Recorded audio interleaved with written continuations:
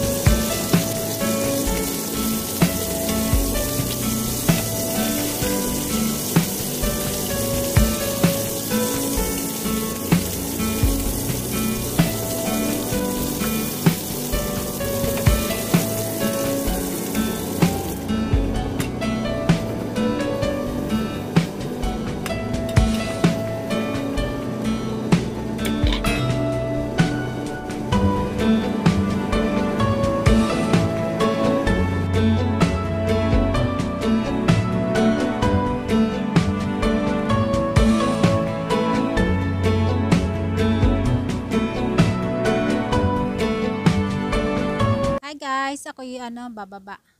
Nandito na pala ako sa ibaba. Bibili ako ng pang sa shower kasi nasira yung namin. Naputol yung pinaka ng shower. So ang init nga eh. Nandito na ako sa ibaba. Sa malapit lang dito sa amin. So yan.